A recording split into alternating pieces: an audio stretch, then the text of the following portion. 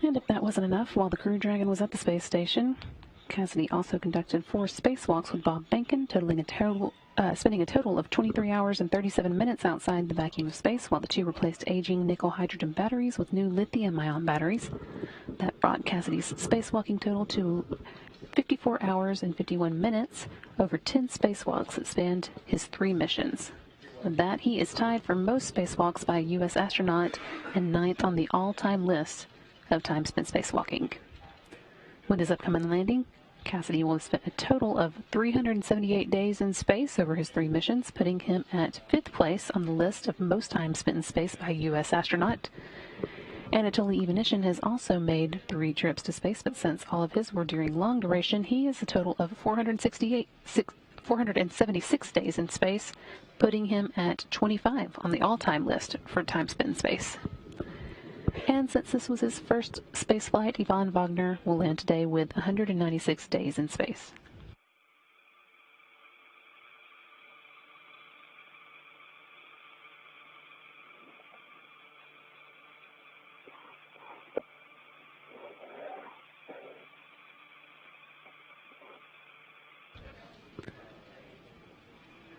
Cassidy, Ivanishyn, and Wagner said goodbye to their crewmates Kate Rubin and Sergei Ryzhikov earlier today with a hatch closing at 3:24 p.m. Central Time.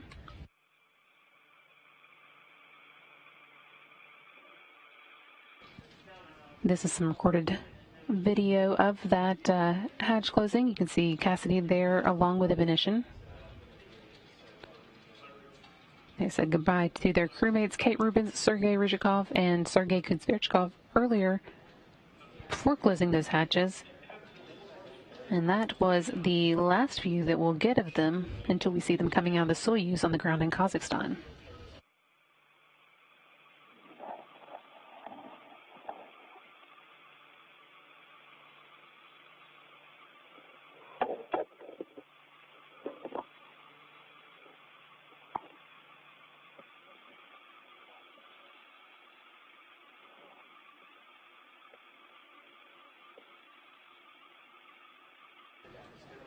That again was hatch closing at 3:24, and since then, the Soyuz undocked from the International Space Station at 6:32 p.m. Central Time.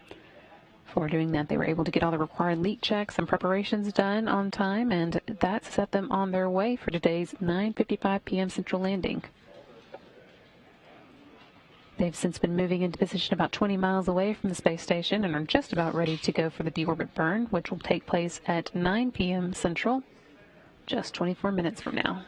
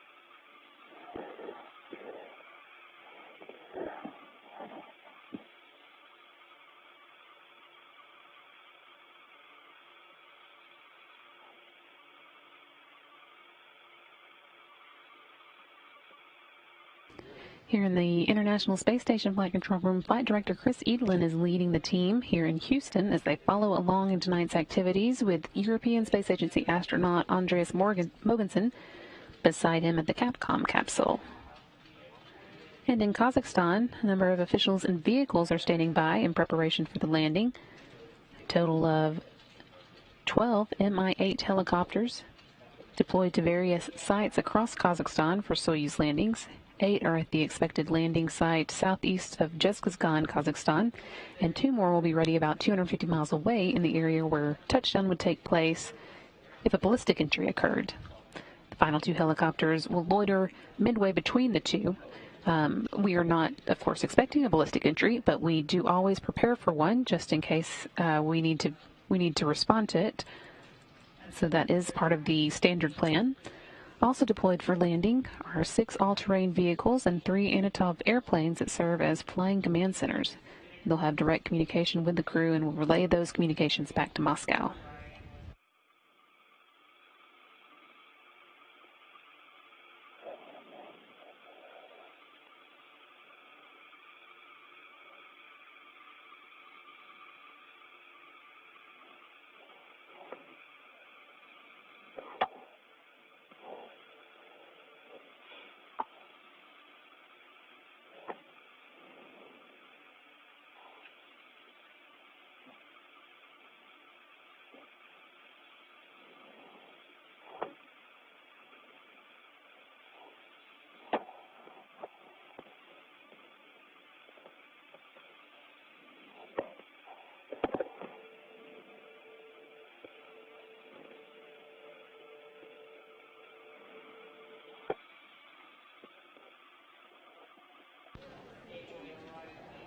We've been asking you to send in your questions about tonight's landing using the hashtag AskNASA on social media, and you can keep sending those in, and we'll keep trying to answer them when there's time, starting now. From Isabella, we received the question, what's the current weather at the landing site? Weather-wise, things are looking reasonably nice at the landing site. Temperatures today should be around 45 degrees Fahrenheit and breezy, so it will be cool, but not nearly as cold as it can be at Soyuz landings. They'll also have a few clouds at 5,000 feet, scattered clouds at 20,000 feet, and winds out of the west at 14 knots. Visibility should be 6 miles or more at the landing site by the time Soyuz arrives. But the crew won't actually spend too much time outside regardless. As soon as the helicopters with the landing team arrive at the landing site, they'll begin setting up a medical tent where the crew can work through their regular post-landing checkouts before boarding helicopters to Zhezkazgan, where they'll board airplanes to take them home. Our next question is from Raul, who wants to know how long it will take for the astronauts to reach Earth. Well, from this exact moment, we have got about an hour and 13 minutes before tonight's 9:55 p.m. Central landing, but the point that determines when you land is actually the deorbit burn. That's when Soyuz fires its engines to slow down and drop back into the Earth's atmosphere, and at that point, there's no going back. But it's a pretty quick trip. Once they've completed the deorbit burn, they'll be on the ground in less than an hour.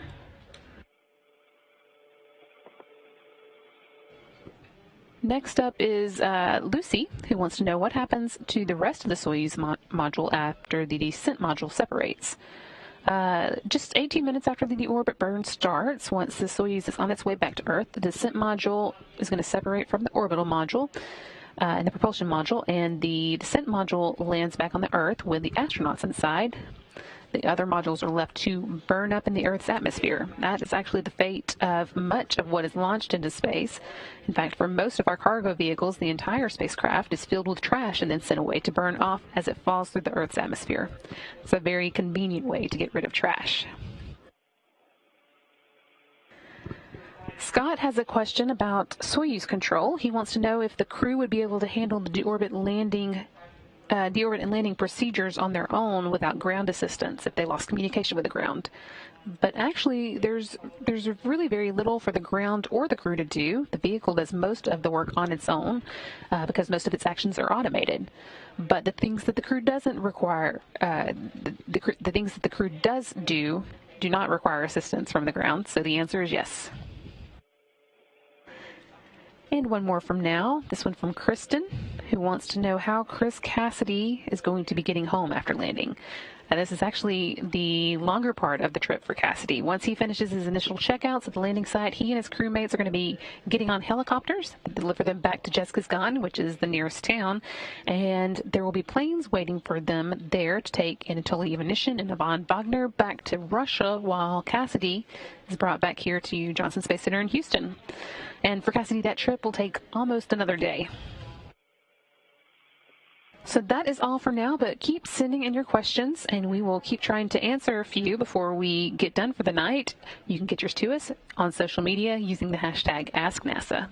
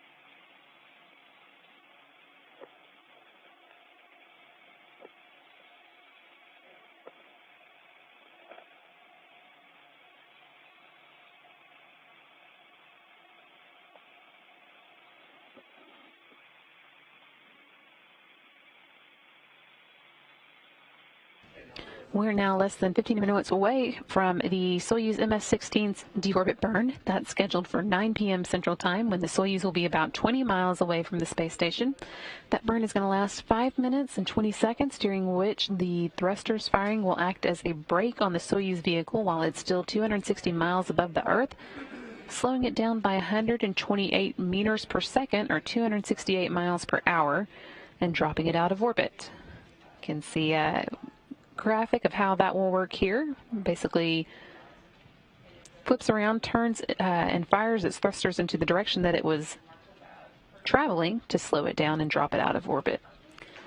About 23 minutes later, at 9:28 p.m., that's when the Soyuz is at an altitude of 87 miles above the Earth. The vehicle's computer will command the descent module of the Soyuz to separate from the rest of the spacecraft just above the first traces of the Earth's atmosphere. That's what you saw just there a minute ago. The orbital module on top, which is where the crew has a small amount of room to move around during its flight to the space station after launch, and the instrumentation and propulsion module on the bottom, which house the oxygen storage tanks, attitude control thrusters, avionics, and communications and control equipment. Those will all separate from the descent module in the middle where the crew is seated. The descent module contains personally contoured seats for the crew members' use during launch, entry, and landing, as well as all the controls and displays needed for critical flight activities. It also has life support provisions, batteries for re-entry and landing, and parachutes and soft landing rocket engines to slow the vehicle just before touchdown. The orbital module and the instrumentation and propulsion module will burn up, as we mentioned earlier, in the Earth's atmosphere, while the descent module continues on with Cassidy, Evolution, Wagner, and Side. Then 3 minutes later, at 9:31 p.m., 60 miles or 316,000 feet above the Earth, the Soyuz will begin atmospheric re-entry. At that point, the descent module's computers will orient the capsule with its ablative heat shield pointing forward to protect it from the heat as it begins to fly through the Earth's atmosphere. And the crew will begin to feel the first effects of gravity again at that point. That's going to build through about 9:38 p.m. when they'll experience a maximum pressure or G load for the descent.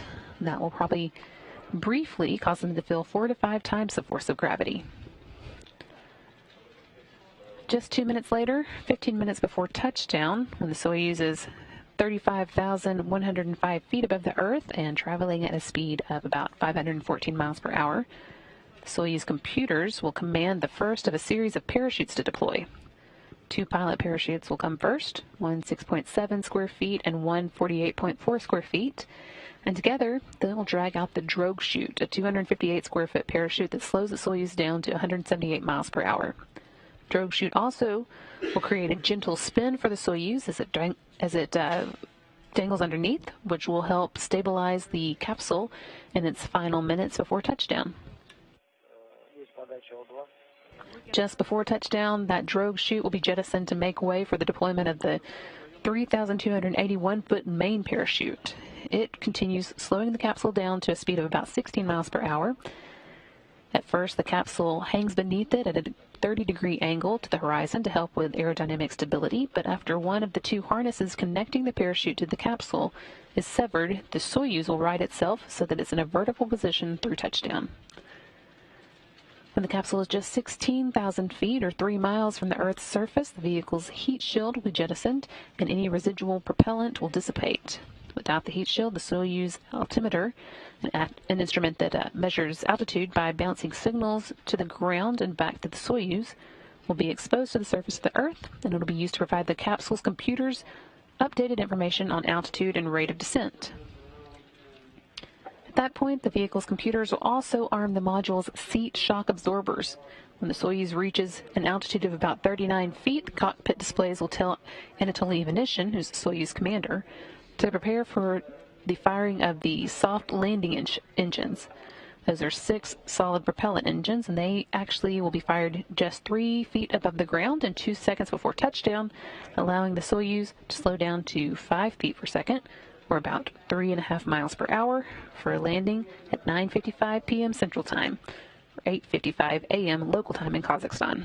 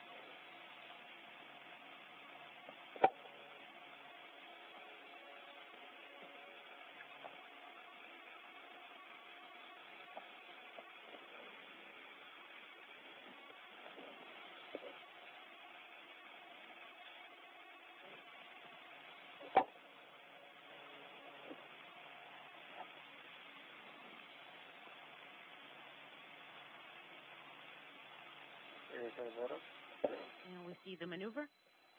Принято, есть разворот. Copy. We see the maneuver. And I am sending the T3 С9. T3 command. At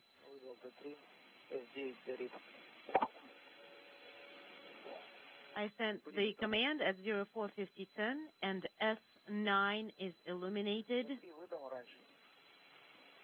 Will cooler dry fan off. Сейчас, секундочку. And can I send the next command a little bit earlier? G3 Да, можно выдать G3. would be program 3 long home control activation. I am sending the, you have a go to send the command.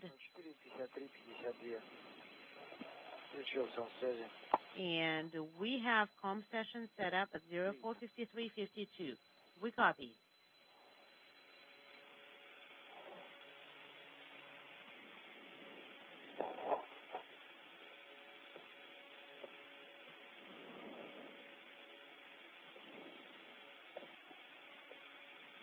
Иркуты, напоминаю, Иркуты, just a reminder. Ведем в формате отработанное время. Please Импульс. report the delta V and then the time of thruster activation and how long it worked for. How long was the burn? Okay, we copy, we remember.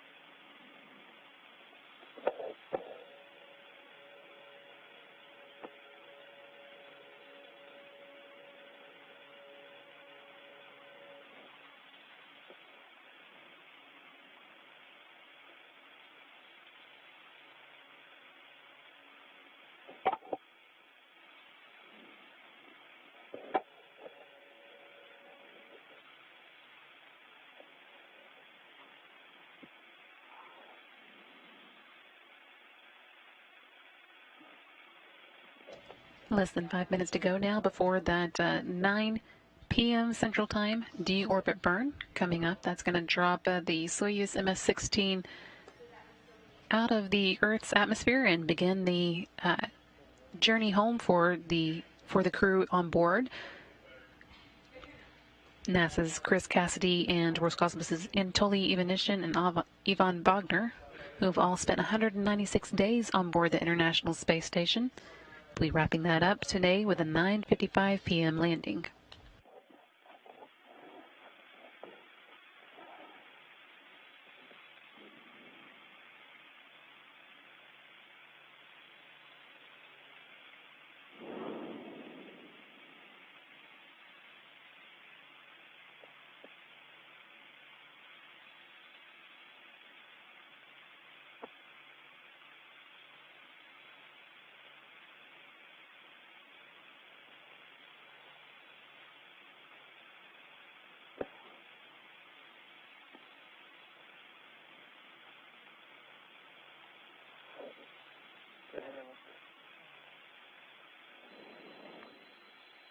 3 minuses.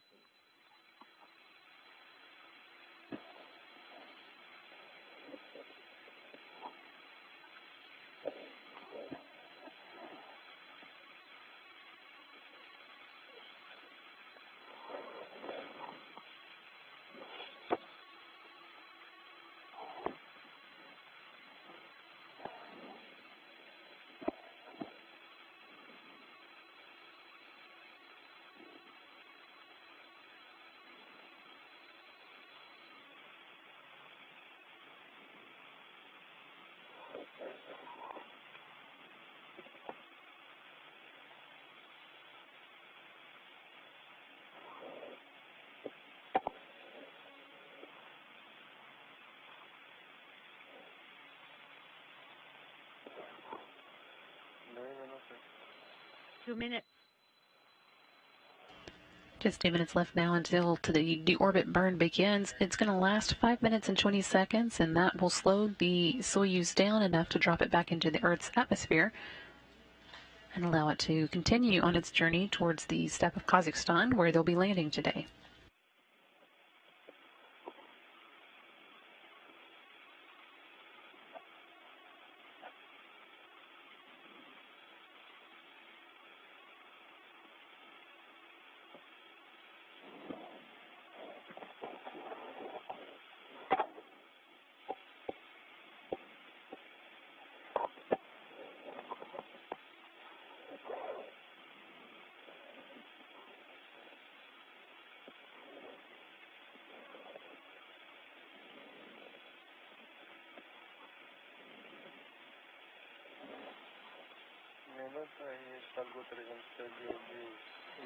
And 1 minute, we do confirm.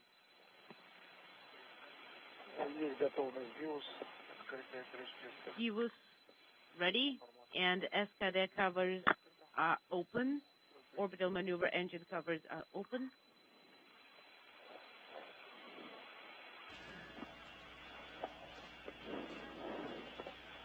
Crew reporting all systems are ready for the deorbit burn to begin. That's less than 30 seconds away now. And again, that's going to last 5 minutes and 20 seconds.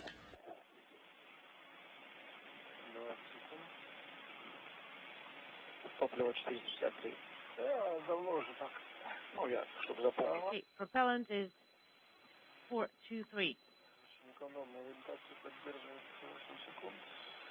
And we're not wasting any propellant here for all the 8 seconds.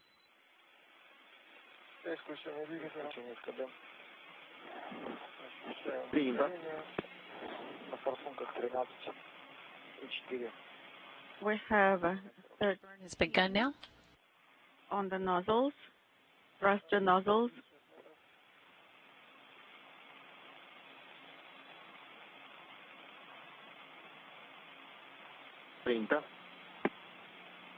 Inaudible.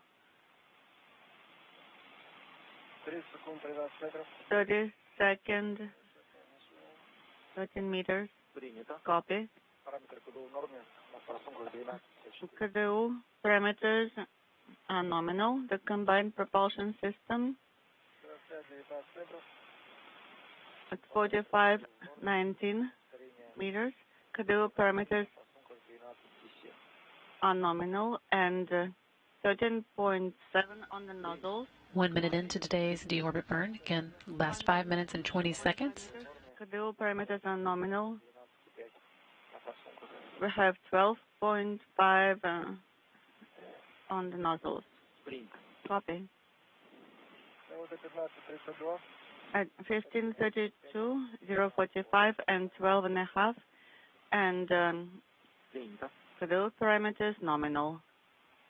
Copy. 1 minute, 39.2, 0.45 for delta V. KDU parameters are nominal.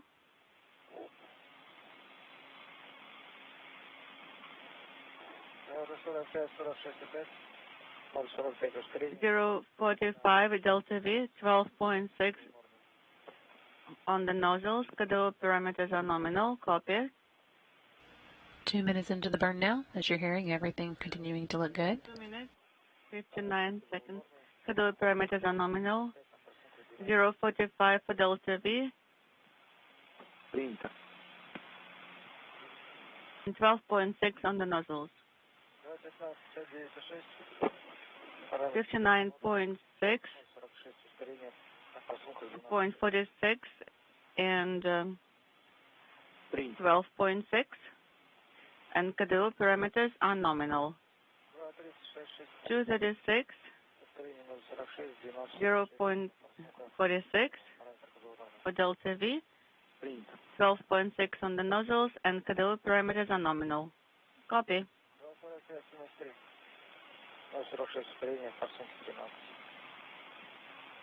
And next, 0.46, and for the delta V, and 13 on the nozzles. Now, 3 minutes into the dual orbit burn, about a minute and Принято. 2 minutes and 20 seconds left. And 0:46 for delta V. Schedule parameters are nominal.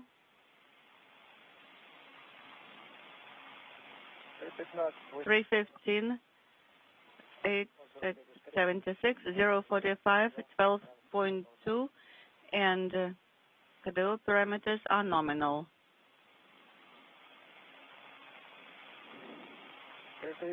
3:30, 94.1, 0:45, 12.8, and schedule parameters are nominal.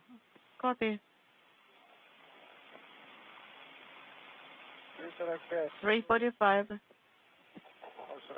0:45, and 13.2, and 12.8, and schedule parameters are nominal.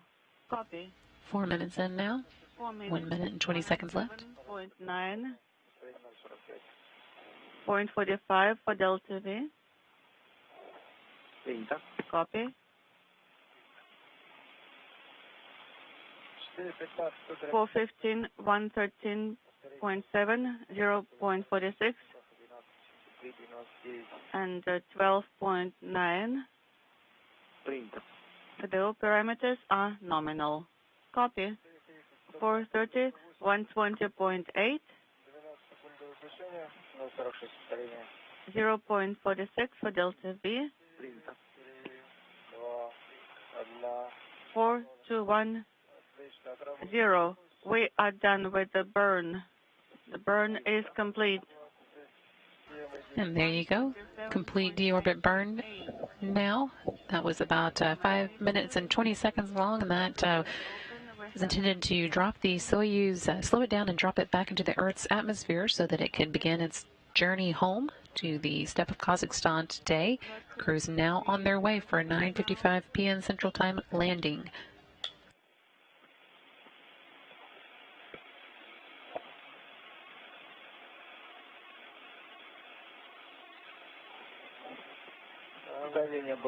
Barrel pressure.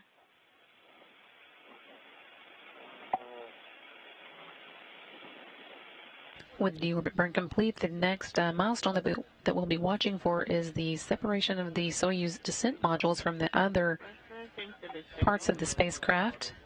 That is going to be coming up at 9:28 p.m. Central Time, and you can see how it works here. That middle portion is where the crew, Cassidy, Ivanishин, and Wagner are all inside of. It separates from the other parts because it has the heat shield that will protect the crew as they return to Earth.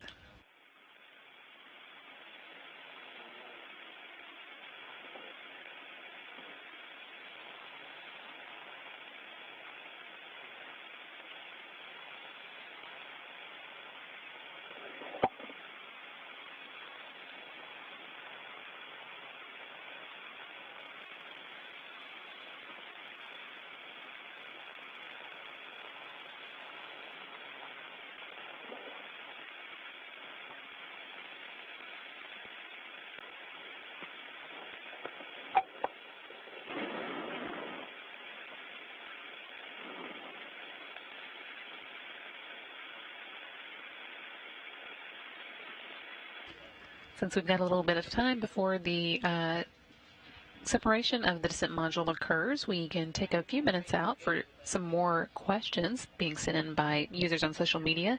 If you have a question of your own, you can send it in using the hashtag AskNASA, and we will try and answer a few more before the night's over. Right now, our first question is coming from Rebecca, asking how long it's going to take for the astronauts coming back today to physically reacclimate to life on Earth after their 196 days in space.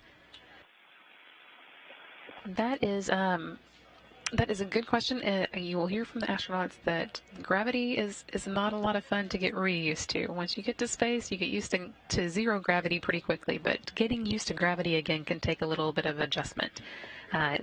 They have about 2 months, 45 to 60 days set aside for reacclimation and also some technical debriefs, and that is basically their job once they get back to Earth for the first couple of months, just getting back into the groove of life here on the planet.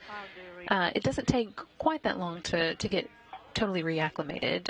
That is probably more like a few weeks, although it probably varies from person to person, but they do have that time set aside to really dig into just returning to life on Earth and getting back to normal. Next question is coming from Wilson, who wants to know what the difference between ballistic entry and normal entry is. A ballistic entry, I mentioned earlier that we had some of the landing forces ready to support a ballistic entry if it did occur, and that is when the Soyuz comes in at a steeper attitude than planned for. It is a mode of re-entry that the Soyuz can support, but it's not the preferred one. It's a little bit of a rougher ride and takes the astronauts into a place where there's less landing support staged to help them. So we do always plan for an entry at our regular landing site, but we stage some support at the ballistic landing site just in case it's needed. And we've got a third question now from Ken, who is asking, during re-entry, do the astronauts communicate in English or Russian? So if you've been listening tonight, what you are hearing on NASA TV is an interpreter who is interpreting both the astronauts who are speaking in Russian and the Russian flight controllers on the ground who are talking back to them. So most of what you are hearing is actually taking place in Russian, and then we have a translator who translates both parts of those conversations. So sometimes it sounds a little bit like they're talking to themselves, but that is the full conversation between the two groups occurring entirely in Russian for this, since it is a Russian vehicle and the Russian flight controllers are primarily responsible for it.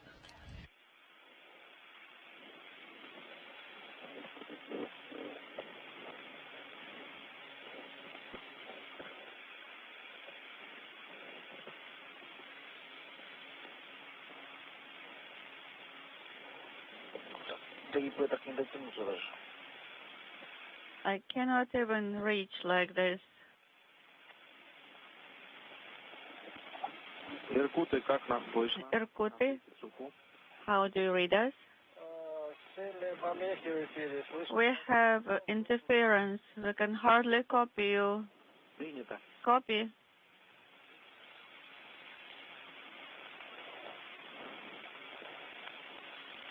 Насколько мы поняли, давление ВСА стабильно, в БО. SR pressure stable, we understood, and BO pressure practically zero. Is that correct?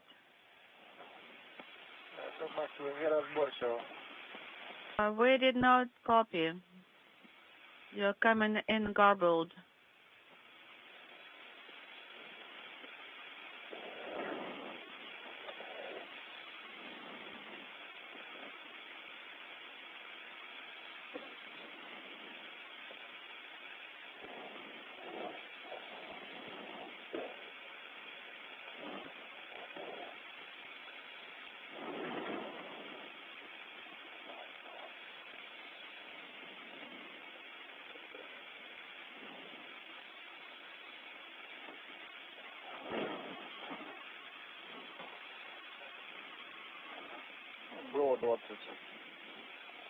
In BO we have 20. It's basically zero.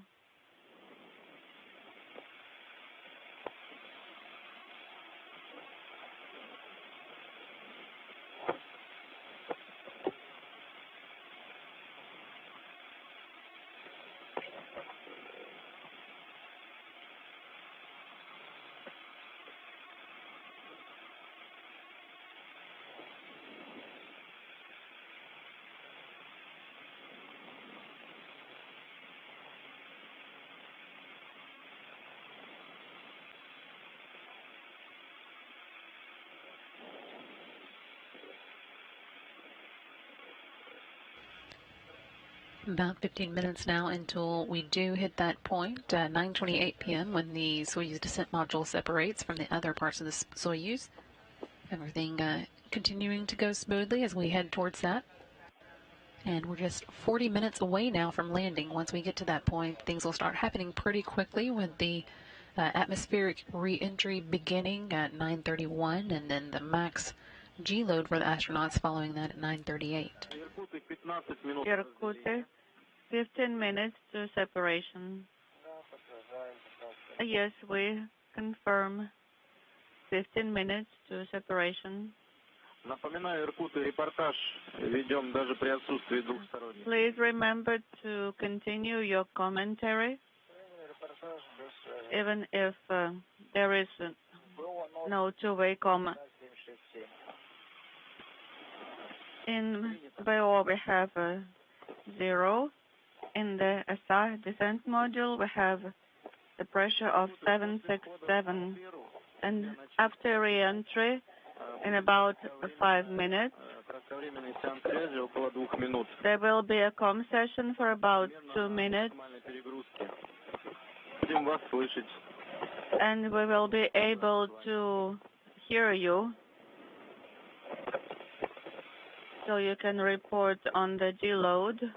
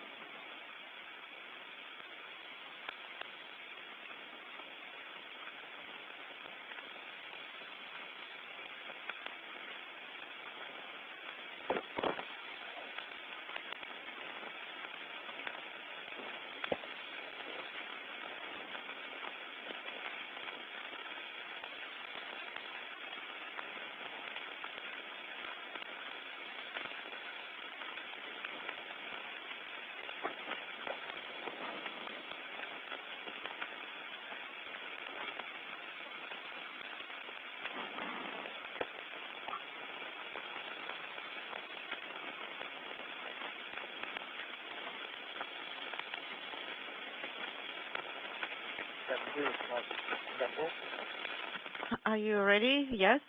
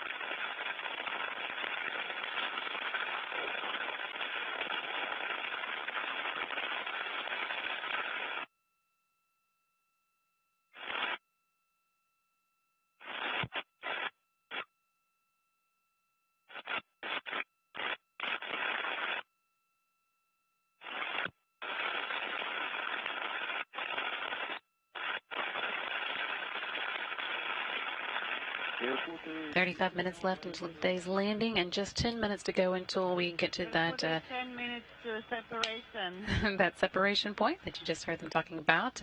That is again when the descent module that the crew members are in, Chris Cassidy, Anatoly Ivanishin, and Ivan Bogner, separates from the other elements of the Soyuz. The descent module has both the heat shield and the parachutes, which are key components of a safe landing, of course. So separation of the modules allows those elements to be exposed and then used during landing.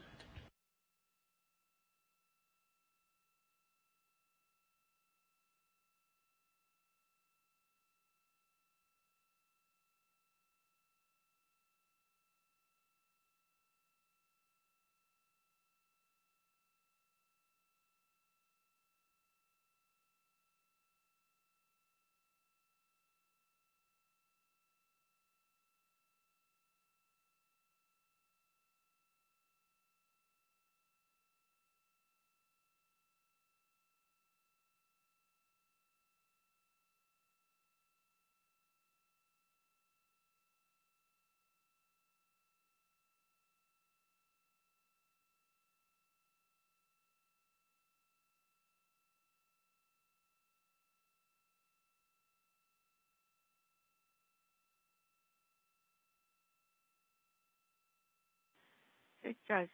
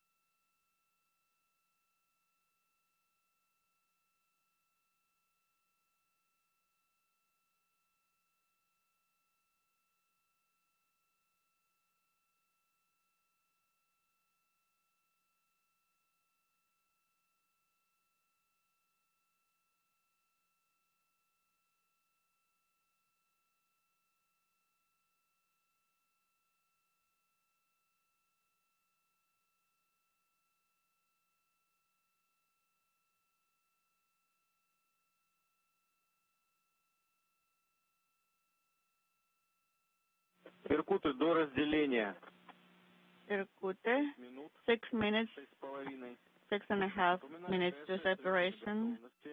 Закройте гермошлемы, включите. Please close your visors, activate the rescue automated system, Также напоминаю о том, что надо отжать and release тангенты, отключить your передачу. PTTs, deactivate your transmitters, Тангенты без фиксатора.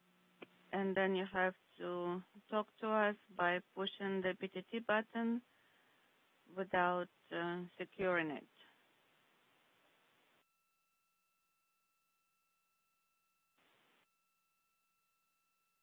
Just 5 more minutes left before we get to that descent module separation, and we're going to take a few more questions while we have a minute from the Ask NASA group on social media. You can send yours in using that hashtag AskNASA.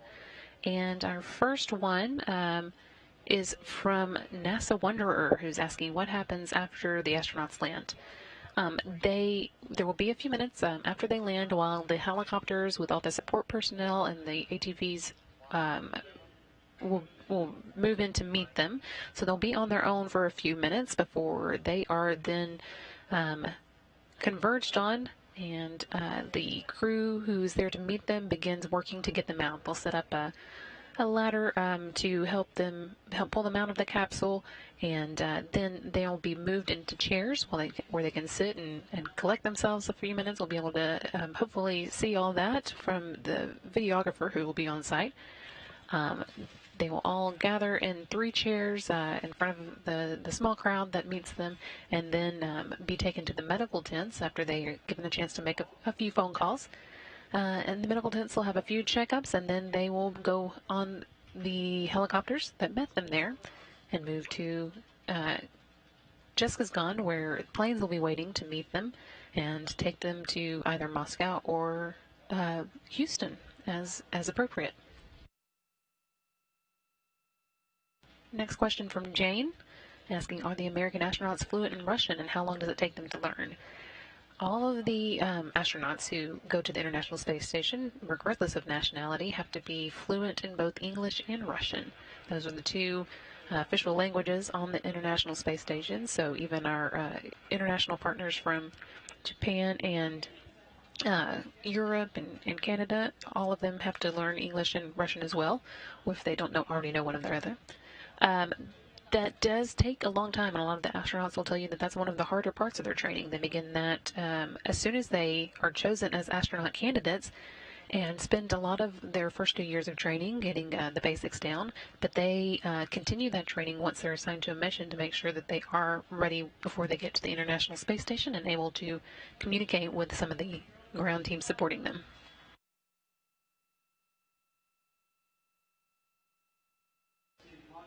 And finally, this one from Elizabeth, asking whether or not how many times the Soyuz capsules are reused. And the Soyuz is only used the one time. We do have some spacecraft that are reusable. Of course, the space shuttles were reused over and over, and now the SpaceX Crew Dragons are also going to be reused now that we are beginning to use them.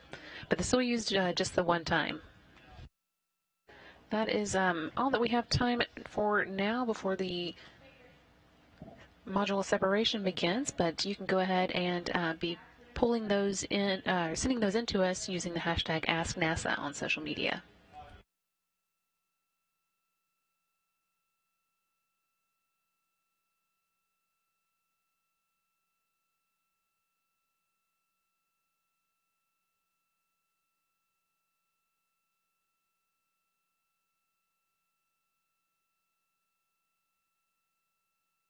Иркуты, прошла метка разделения 214.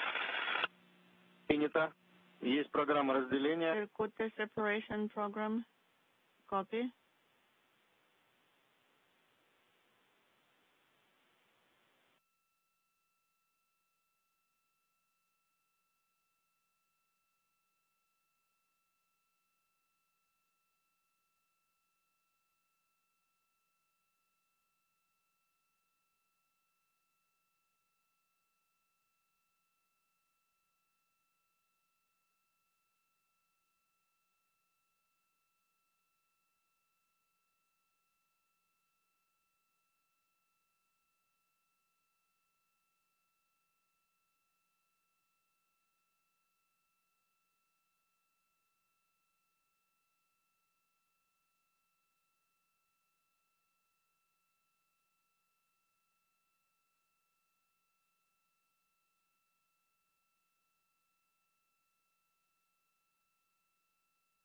Иркуты, минута. Irkut 1 minute to separation.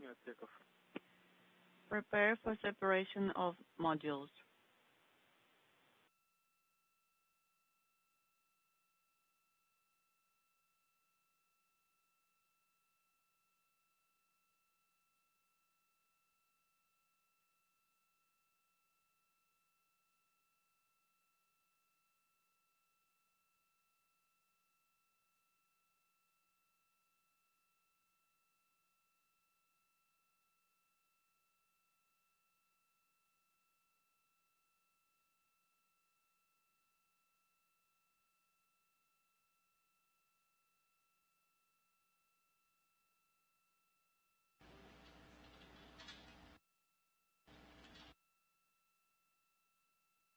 this point, the Soyuz descent module is separating from the orbital module and the instrumentation and propulsion module, while the vehicle is about 87 miles above the Earth. Orbital module and instrumentation and propulsion modules are going to burn up in the Earth's atmosphere, while the descent module with the crew inside goes on towards that landing site in Kazakhstan. And confirmation here on the ground that we did get module separation. We see separation on our telemetry, and 2.5 minutes till atmospheric re-entry. That next milestone coming up at 9:31 p.m. Central Time. By that point, the Soyuz will be 62 miles above the Earth, and that's when atmospheric entry begins. The crew will begin to feel the first effects of gravity since they left Earth 196 days ago.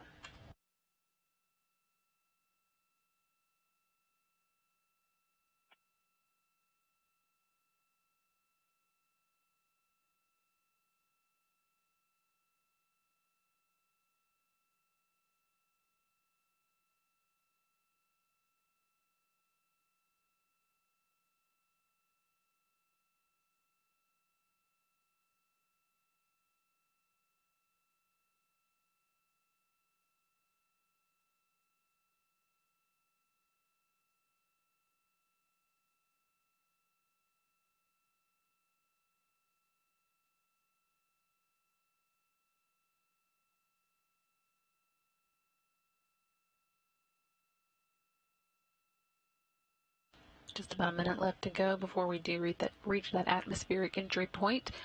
Meanwhile, teams here on the ground are reporting that all the support teams are in place and will be ready when the Soyuz arrives back on Earth in Kazakhstan.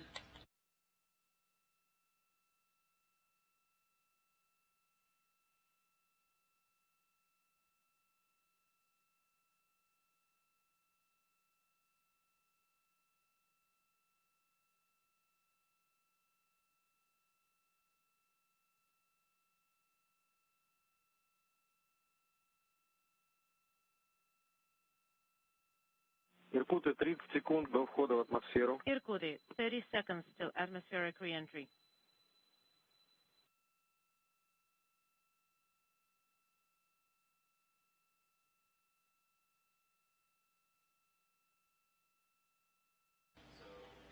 Now at that point where the Soyuz capsule is going to be experiencing the atmosphere again, this is when the crew will first begin feeling gravity again, 62 miles above the Earth. It's also when the descent module's computer will be orienting the capsule so that the heat shield is pointing forward, protecting it from the heat generated as it begins to experience the Earth's atmosphere.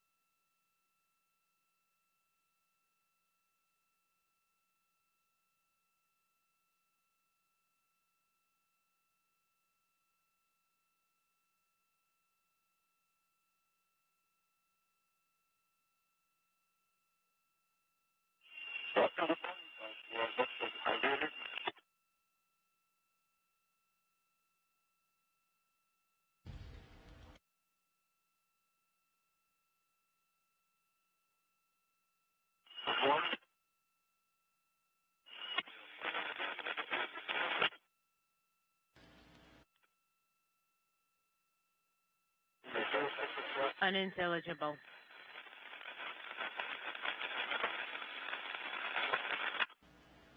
At this point, the Soyuz is beginning to enter the plasma as it makes its way through the Earth's atmosphere. That does cause the communications with the ground to get a bit broken at some points. At this point, it's about 80 kilometers above the Earth, or 50 miles.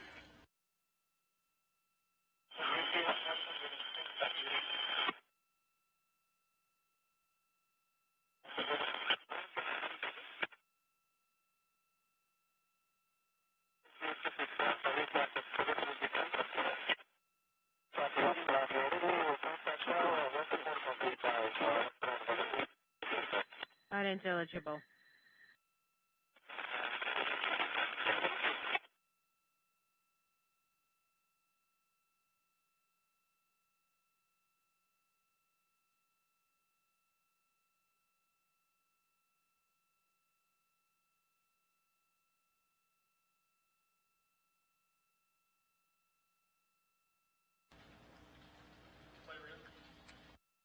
Still about 4 minutes before the Soyuz exits this area where it's going through plasma as the Soyuz begins to experience Earth's atmosphere again, and the air around it heats up as it's moving through the atmosphere.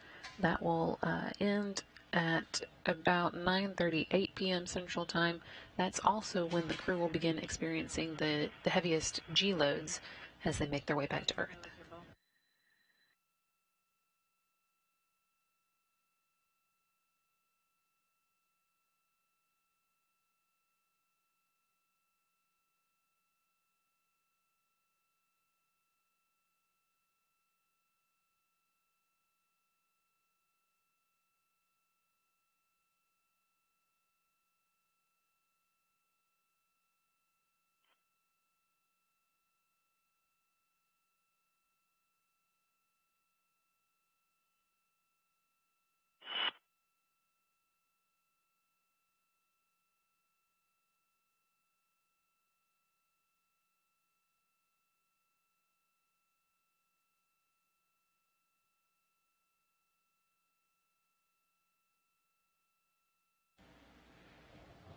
Everything's still quiet as the Soyuz still in this period where it's going through the plasma and the Earth's atmosphere. Just about 3 minutes left of this, but everything going as planned, heading towards that 9:55 p.m. Central Time landing in Kazakhstan, southeast of Jeskisca. On board, of course, Commander Expedition 63 Commander Chris Cassidy and flight engineers Anatoly Ivanishin and Ivan Wagner, about to land back on Earth after 196 days in space.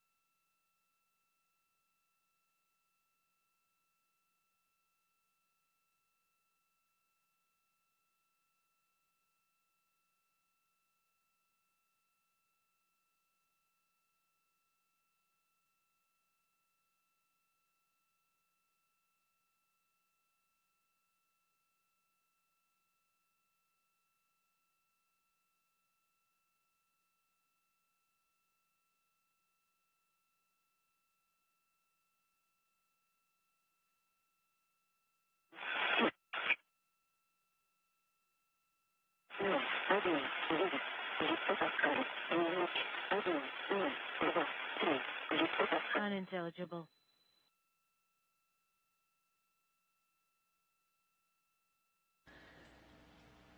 Little less than a minute before the Soyuz exits the plasma and the crew experiences the heaviest G loads that they will get on their trip back.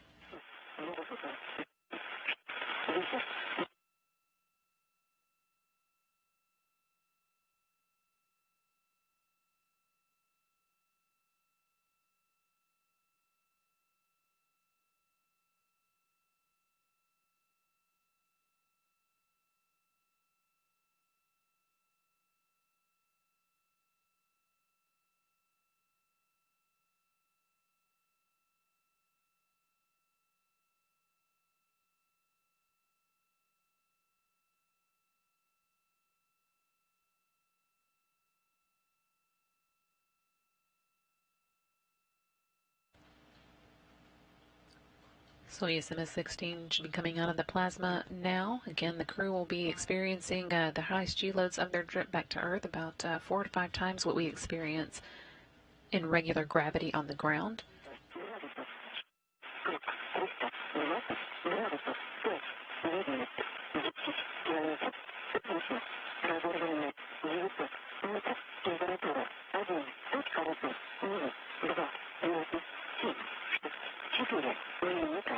Unintelligible.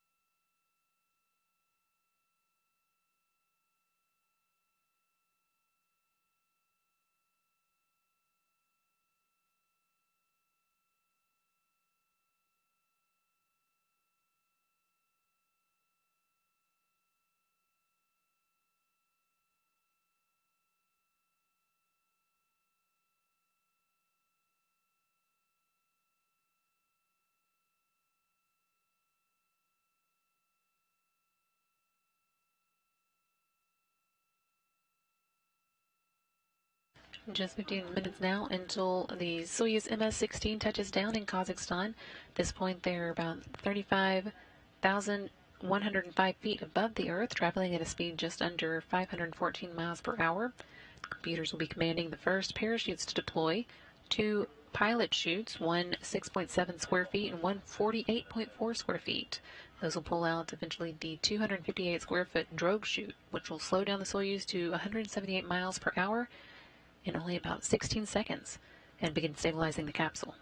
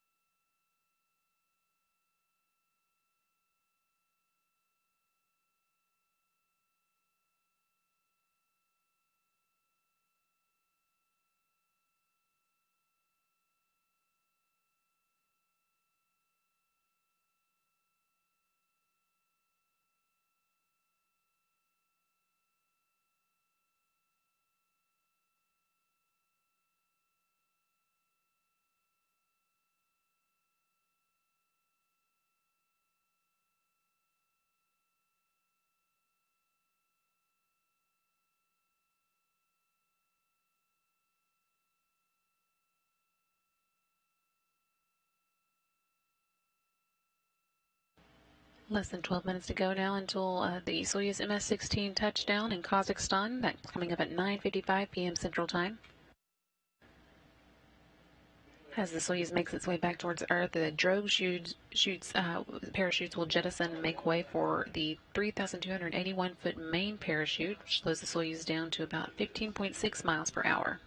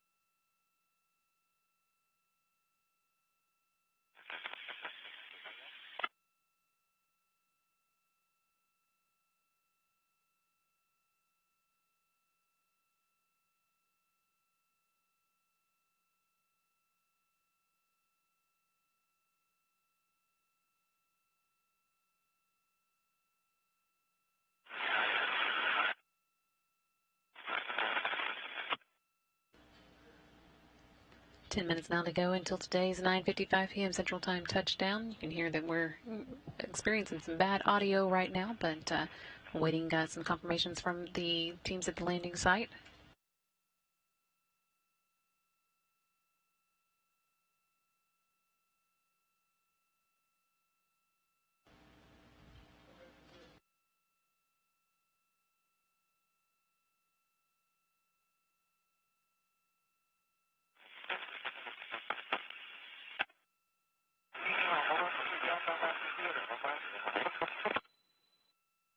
Atmosphere.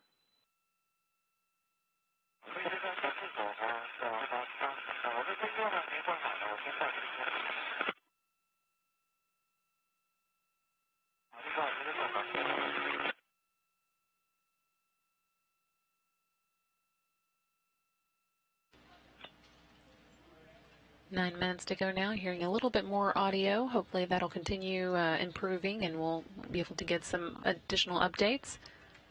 Again, we're heading towards that 9:55 p.m. Central Time landing.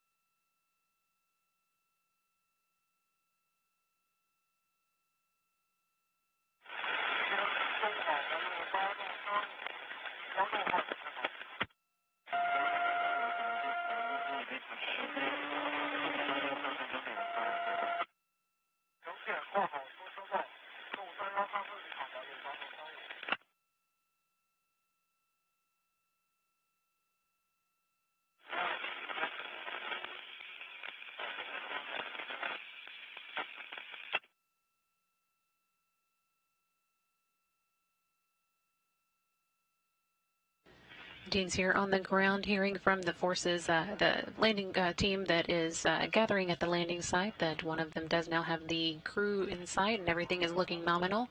Just 7.5 minutes away from today's landing time. Again, getting reports from the team who is at the landing site that all is looking well.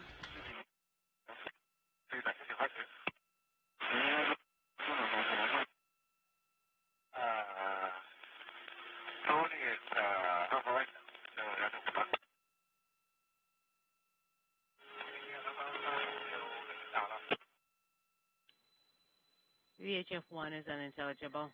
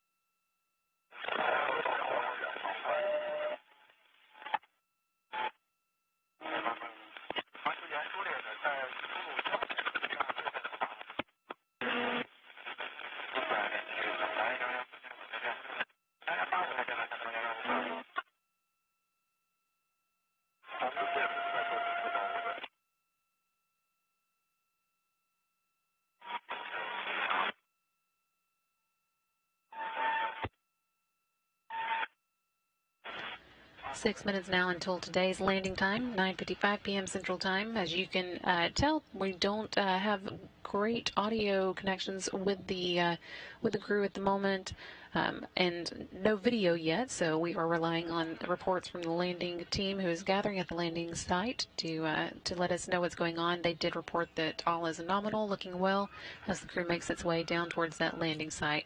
We hope to get some video for you. We'll keep trying on that, and as soon as we have it, we'll be sure to share it.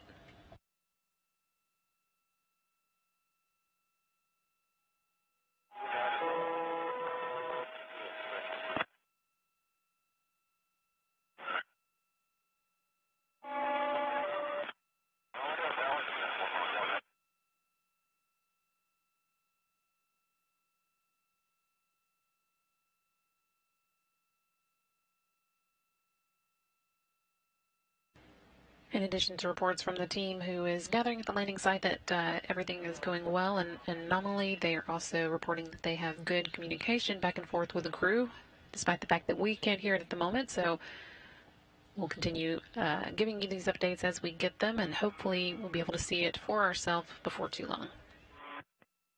Again, we are heading down toward that 9:55 p.m. Central Time planned landing. That's 4.5 minutes from now. And reports are that everything is going nominally.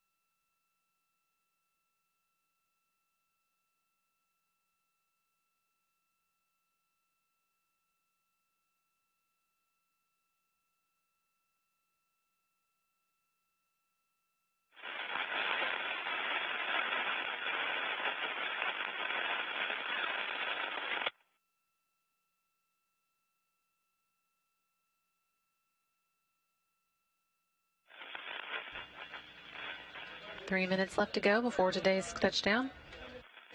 Again, although we don't have good communication with the crew here, we do have reports that the team on the ground has good communication with them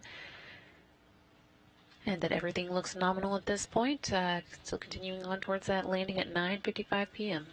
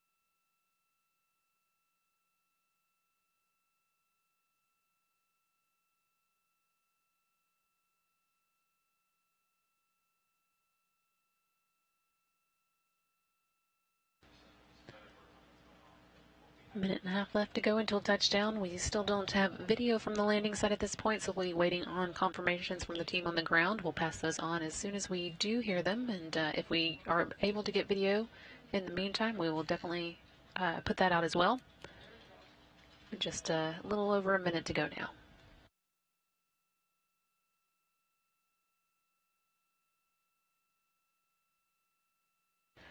And there's the video we've been waiting on. Soyuz under its parachute, making its way down for today's landing. That should be coming up very soon at this point.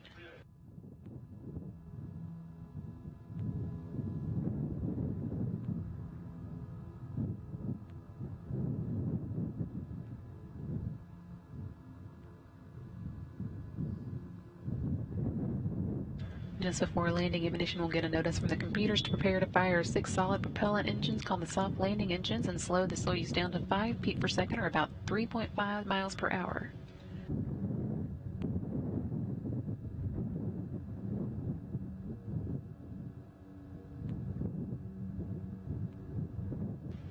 And you can see Soyuz has now touched down in Kazakhstan, 9:54 p.m. Central Time. After 196 days in space, 3,136 orbits, and 83 million miles, Chris Cassidy, Anatoly Ivanishin, and Ivan Bogner are home. Again, that landing coming at 9:54 p.m. Central Time, just a smidge early.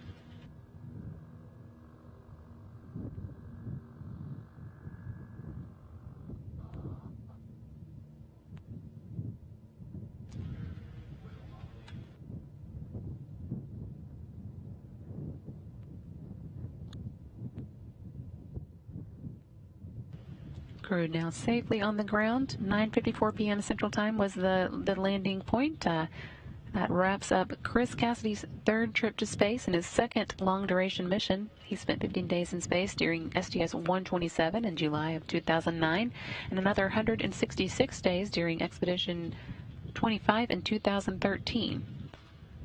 Of the 196 days he added on with this trip, Cassidy now has a cumulative total of 378 days spent in space, earning him the 5th spot on the list of most time spent in space by an American. He also added 4 spacewalks to his previous 6, and with a total of 10 is now tied for most spacewalks by a NASA astronaut and 9th for all astronauts. He has spent a total of 54 hours and 51 minutes spacewalking over the course of his 3 space flights. Anatoly Ivanishin also had 2 previous days in space, and they were both long-duration missions, so he is coming home with a total of 476 days in space, enough to earn him the 25th place on the all-time list of time spent in space. And this flight was a first for Ivan Wagner, his first trip to space, so he has racked up a total of 196 days on this mission. Again, the crew landed safely in Kazakhstan at 9:54 p.m. Central Time. Saw them touch down here on the steppe of Kazakhstan. Landing crews now will be moving in and making way to meet the crew, help them out of the capsule, and then eventually into the medical tents, where they'll go through some preliminary tests and procedures, and then get on helicopters to take them back to planes that will take them home.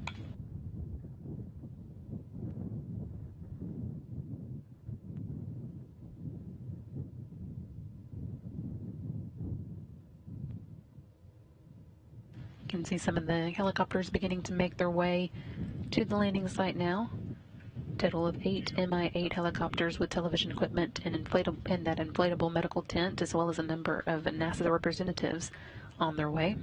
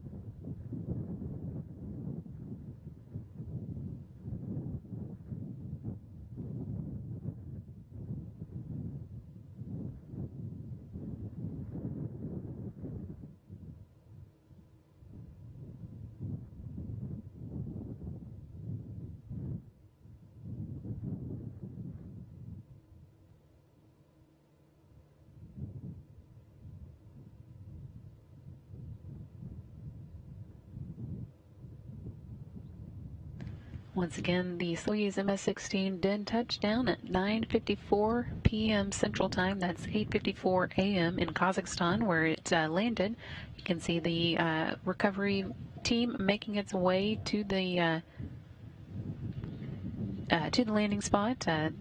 They'll begin landing and moving in to meet the crew, help them out of the capsule in the next few minutes. Once they do, hopefully we'll be able to get some video from the landing site.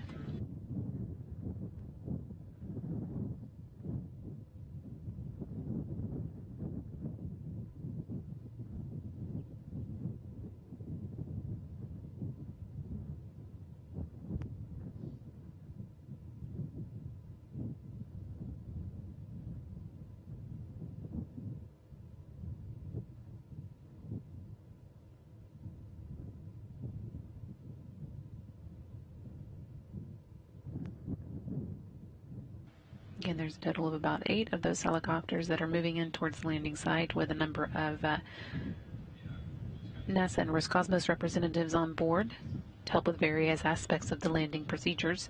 Once they do arrive, a portable medical tent will be set up near the capsule where the crew will be able to change out of their launch and entry suits.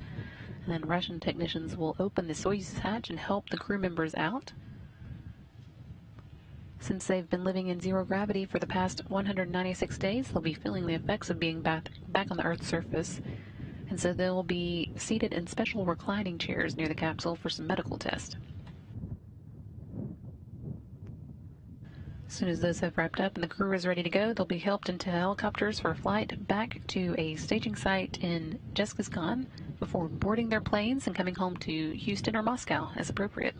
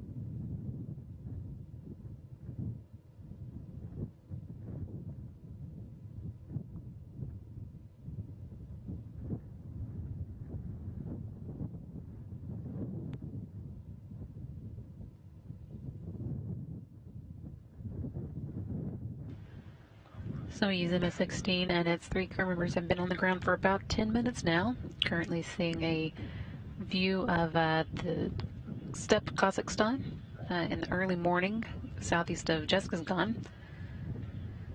Can't really make it out here, but just beyond what we can see, the Soyuz did touch down at 9:54 p.m. Central Time. That's 8:54 in the morning local time.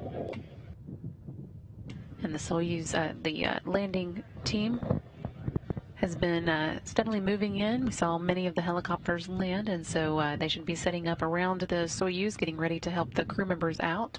And hopefully among them, a videographer that will be able to send us some video back of the crew as they get out of the Soyuz. As soon as we are able to get that, we'll get you that view as well.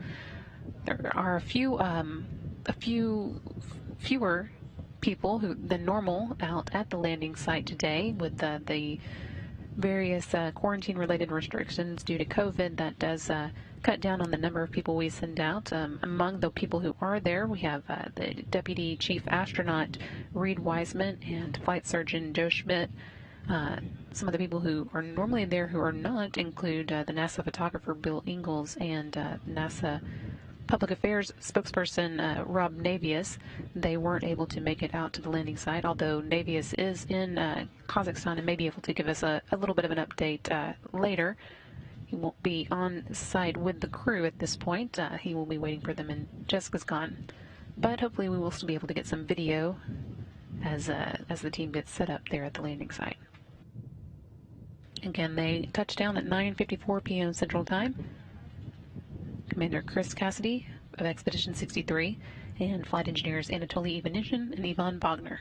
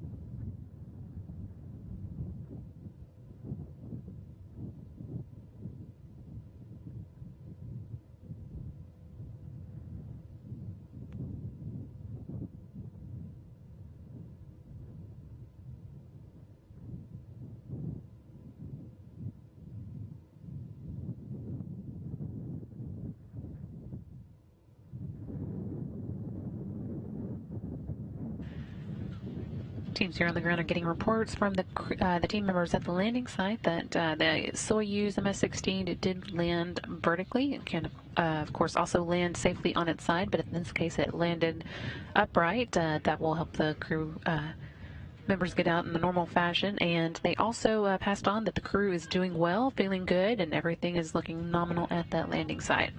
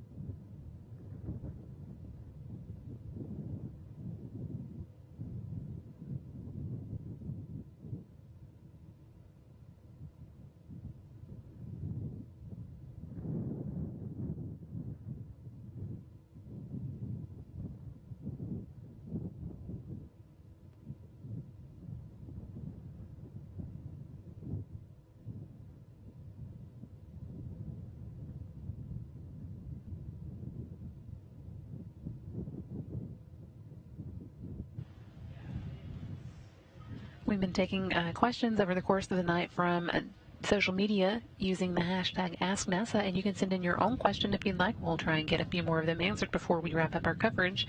While we are waiting for a closer view of the crew, we'll answer a couple of that have come in the last few minutes. First one coming from IDK, who is asking, why is there launch?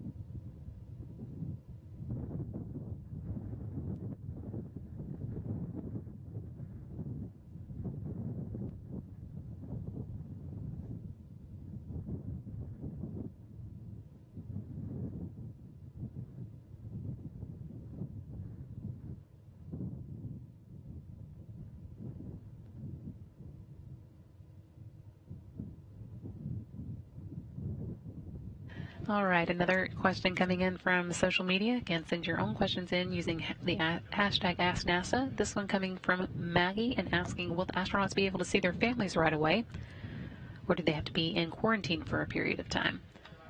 The astronauts, they'll all be returning to their home bases, basically. For Chris Cassidy, that is NASA, and he will be able to see at least some of his family members who have been in quarantine themselves so that they can have access to him right away. People who haven't been able to quarantine for various reasons would need to spend a little bit of extra time away from the astronauts coming home to make sure that they don't expose them to any illnesses, germs, while they are in a state that we would consider immunocompromised. Having been on the space station where they don't have exposure to germs on a regular basis like we do here on the ground, we want to be sure that once they are back on Earth and start to experience that again, that they are eased back into that situation carefully. Again, you can send in your own questions for us using the hashtag AskNASA. Hopefully we'll get a chance to answer a few more before the night's over. And it's now been about 20 minutes since the Soyuz MS-16 touched down in Kazakhstan. Although we can't quite see them in this view, we can see the area that they landed in, and hopefully we'll get a closer view before too long. We have gotten reports from the teams that met them there on the ground that the capsule landed upright and that the crew on board is feeling good and doing well.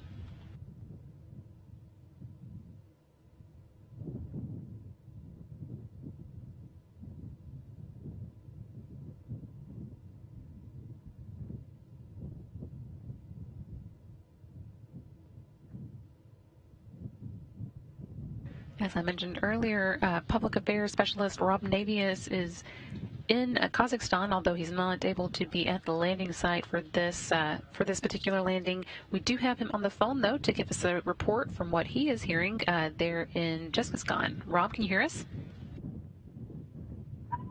Hi, Brandy, and good evening to everybody. We're actually in Karaganda at the airport. I am aboard the NASA Gulfstream jet, preparing to take off for a short flight to the forward staging city of Zhezkazgan, where other NASA personnel and search and recovery forces belonging to the Russian Rosaviatsa search and recovery team deployed from in helicopters to the landing site a few hours ago. We will be airborne very shortly for that brief flight to Zhezkazgan. There is a Gagarin Cosmonaut Training Center aircraft that is parked right next to us. It, too, will be airborne for Zhezkazgan, where we will meet the crew. This is going to be a quick and dirty recovery operation of the crew members today. The Russians have elected to scale down the usual hoopla that surrounds the return of crew members due to COVID cautionary procedures that they are operating under, with everybody wearing masks, maintaining as much social distancing as possible. What will happen is Cassidy, Ivanishин, and Wagner will emerge from the Soyuz MS-16. They'll be loaded into individual helicopters after medical tests in a nearby erected medical tent, and then they'll be flown from the landing site to Zhezkazgan, about a 40-minute helicopter flight that will facilitate and hasten their ability to get on these respective planes, Cassidy on the NASA plane, Ivanishин and Wagner on the Gagarin Cosmonaut Training Center aircraft, fly back to their respective homes. We'll be flying back, of course, to Houston. They will be flying back to Star City, to the Gagarin Cosmonaut Training Center outside of Moscow. Everything has gone extremely smoothly. The NASA team deployed yesterday with other Russian search and recovery officials for an overnight, a quick overnight in Zhezkazgan, which has been a familiar landing staging city. Zhezkazgan lies to the southwest of Karaganda, which is where everybody had gathered earlier in the week for landing team briefings and other preparations. Brandy? Hey, thanks, Rob. We appreciate that. And it looks like in Moscow, the flight control team there is beginning to get some video from the actual landing site. We just saw Chris Cassidy being helped out of the Soyuz capsule and onto the tarp where he and the other crew members will be gathering over the next few minutes. Try and get this video for you directly as well, but that was great to see him emerging from the capsule. Rob, I know that this is a little bit different for you. What kind of information are you able to get there? We're getting information as it becomes available on a moment-by-moment basis. No problem getting information from the landing site through a variety of sources. And we heard the descent of the Soyuz under its chutes all the way down to touchdown. Just about the same time we arrived at the airport for boarding the NASA plane to head down to Zhezkazgan. So it's basically the astronauts coming to meet us in Zhezkazgan, with Cassidy climbing aboard the G5. There will be a pair of NASA flight surgeons attending to him on the flight all the way back to Houston with one refueling stop. And we should be back in Houston on Thursday evening, Central Time. That'll be a long trip, but I'm sure it'll be good for him to be home. We're getting a little bit more video now as the crew continues to be extracted. Now seeing Yvonne Wagner, this again coming from Roscosmos. Looks like we've got 2 of the 3 crew members out now, and we'll keep watching for Anatoly Ivanishin, who should be up next. You can see a few of the NASA personnel who are gathered out at the landing site. All of these groups will be making their way back to Rob Navius and meeting them in Zhezkazgan, as he mentioned a moment ago.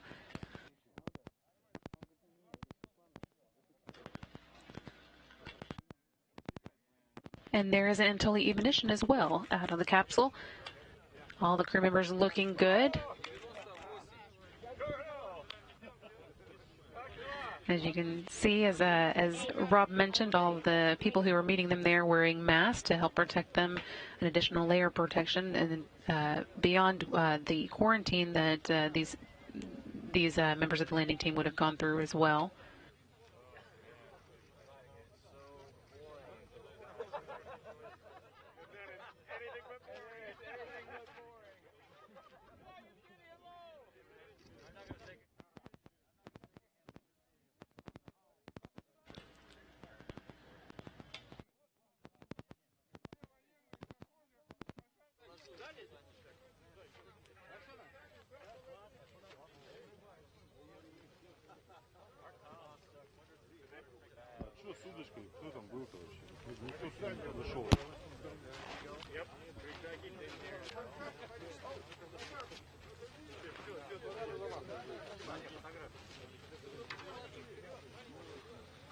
Rob, if you're still there, I don't know what it is for you in Karaganda, but it looks like the weather's pretty pleasant for the team at the landing site.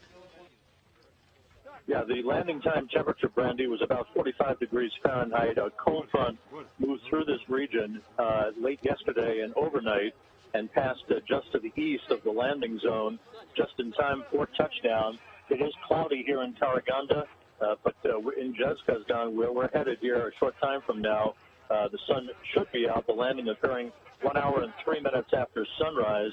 And as we speak, the pilots, the NASA pilots out of Bellington Field nearby the Johnson Space Center, are revving up the engines to this NASA Gulfstream jet, and we'll be taking off a short time from now. It's looking like the crew members might be moving into the medical tent before too long as well. We just saw the landing team there pausing for a group photo. Again, everybody looking really good for having just spent 196 days in space. Though we didn't get video of the landing itself, we did get reports, and you can just make it out there in the background behind the crowd. The Soyuz did land upright, and we're able to get confirmation from the teams who met them that the crew was feeling well. Now we're able to see that for ourselves. Everybody looking like they are feeling good and should be able to move on to the medical tent before too long.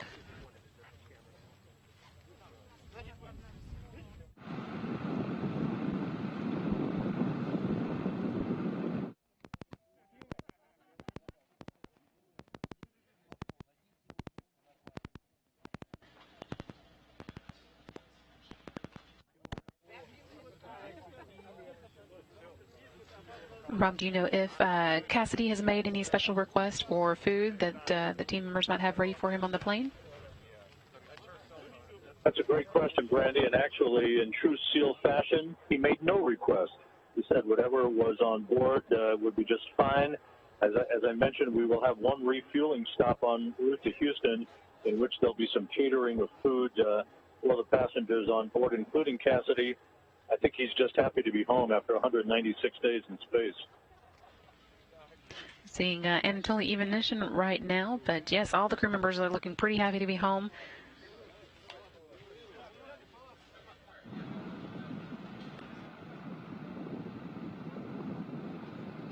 Team members still unloading some of the limited cargo that the Soyuz is able to carry as well.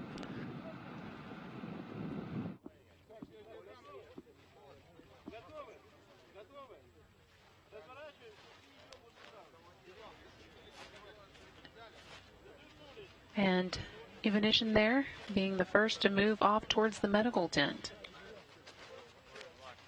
This again is a tent that is brought with the team that meets the Soyuz at the landing site so that they can get into a protected area to change out of their so-called spacesuits and go through a few preliminary tests before they then will get on the helicopters for that 40-minute ride that Rob mentioned back to Jessica's where they'll be met by planes to take them back to their various homes.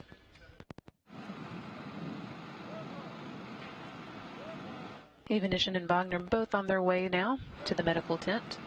You can see what that tent looks like in this view. Chris Cassidy, it looks like making a phone call back to home and now on his way to the tent as well. Crew members are carried in the chairs just to be extra safe and prevent any possibility of a trip as they are experiencing gravity again for the first time in 196 days.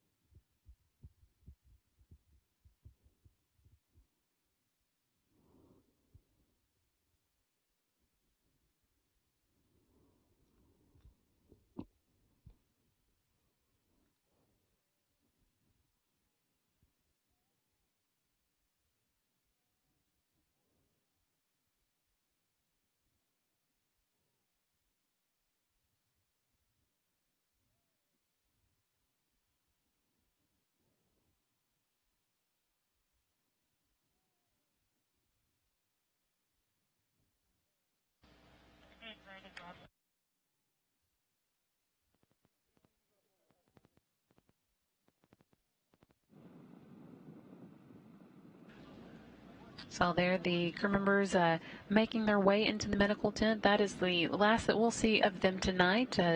Once again, today's landing wraps up a 196-day stay in space for the members of the Expedition 63 crew.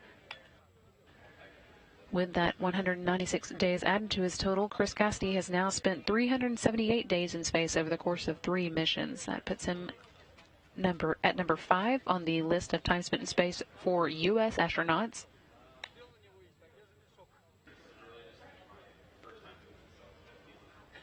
Anatoly Ivanishin, meanwhile, also having made 3 journeys to space now has a total of 476 days in space, landing him a spot on the all-time list at the 25th place. And Ivan Wagner just completing his first space flight, now with 196 days on his total.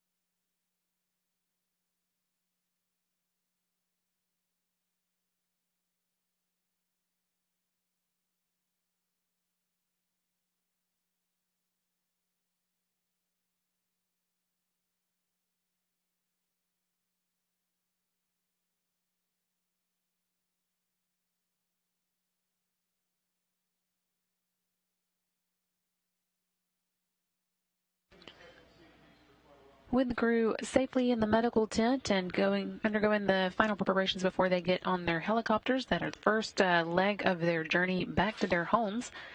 We are ready to wrap up our coverage for the night. We have the crew again safely landing in Kazakhstan at 9:54 p.m. Central Time today. That's 8:54 a.m. in Kazakhstan. And now they will begin making their way back to Moscow and, in the case of Chris Cassidy, Houston. It's been a momentous night of coverage with the hatch closure and undocking, deorbit, and landing. So we will be recapping all of that for you in a video file that will be airing at 1 a.m. Central Time here on NASA TV. So if you haven't gotten enough yet, you can take a look at that a little later tonight. And with that, we are going to wrap up our coverage of the Expedition 63 landing in Kazakhstan. Again, Chris Cassidy, Anatoly Ivanishin, and Ivan Wagner now safely home after 196 days in space. Thanks so much for joining us. This is Mission Control Houston.